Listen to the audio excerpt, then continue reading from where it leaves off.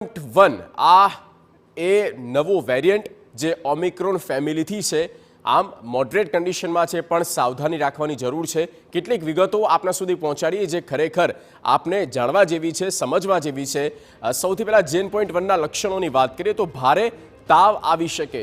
અચાનક ભારે તાવ આવવો એક તેનું મોટું સિમ્પટમ્સ જવાબદાર। ગળામાં ખરાશ પણ અનુભવી, ગળું ખરાબ થવું આ પણ તેનું એક મુખ્ય લક્ષણ છે। ત્યારબાદ શરદી ઉધરસ આવી તે પણ JN.1 ના લક્ષણોમાંનું એક મનાઈ રહ્યું છે। તદુપરાંત પેટમાં ગડબડ પણ થઈ શકે છે। પેટ સંબંધિત કંઈ પણ એ બીમારી થઈ શકે તે પણ તેનો એક લક્ષણ। તેના ઉપાય શું છે તેની વાત કરીએ તો જે પણ ગાઈડલાઈન આપવામાં આવી છે તે સીધી રીતે તમામ લોકોએ પાલન કરવું જોઈએ કે કમસે કમ તેના સીધા સંપર્કમાં આવવાથી બચી શકાય છે। માસ્ક પહેરવાની આદત રાખો અને સંક્રમણથી બચી શકાશે। માસ્ક પહેરવું અનિવાર્ય છે અને તમારા જીવનની રોજિંદી વસ્તુઓ કોઈ સાથે શેર ન કરો।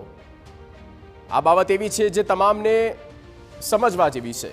હાથને વારંવાર ધોવાનું, તેને સેનિટાઈઝ કરવાનું પણ રાખવું જોઈએ કે જેથી કરીને કોઈ પણ જમ્સ હોય તો તે મરી જાય।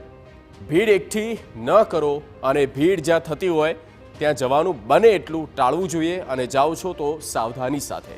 લોકો સાથે હાથ મિલાવવાનું ટાળો અને દૂરથી જ 2 ગજ કી દૂરી તેનું ધ્યાન રાખો। વાત કરતા સમયે 10 ફૂટનું અંતર રાખવું જરૂરી છે।